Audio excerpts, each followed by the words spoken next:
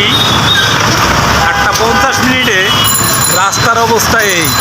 এখন আপনারা চিন্তা করতে পারেন যে 10টা বাজলে কি অফিস টাইমটায় কি অবস্থাটা হয় এবং অফিসে সুস্থ মতন মানুষে পৌঁছাইতে পারে না কেন। অনেক স্যাররা আছে যারা হাই লেভেলে চাকরি করেন, হয়তো আপনার থেকে নিচের লেভেলের যে কর্মচারীগুলা তাদেরকে অনেক সময় দেরি হলে অনেক কথা বলে থাকেন। তো এখান থেকে একটু আপনারা চিন্তা করবেন।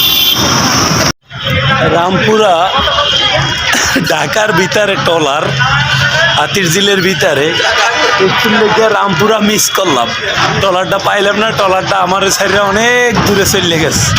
আমি বিচিত্রা যাওয়ার পথে হুন্ডা থেকে নামলাম, নামার পরে টলারটা মিস করছি। খুবই দুঃখজনক বিষয়, খুবই খারাপ লাগতেছে, যার কারণে পাইলাম না। এখন কতক্ষণ সিরিয়ালে থাকি জানি না আমি। তো এখান থেকে মিরপুর, গুলশান, বনানী সব জায়গার ট্রলার পাওয়া যায়, কিন্তু এ জায়গায় রামপুরার ট্রলার ইতিমধ্যে আমি মিস করছি, এই জন্য আর পেলাম না। যাই হোক, অবশেষে রামপুরার ট্রলার একটা পাইলাম। রামপুরার ট্রলার একটা পাইছি, খুবই কষ্ট হয়েছে পাইতে। তো কিছুক্ষণের মধ্যে উঠবো, কারণে এখনও ভরে নাই।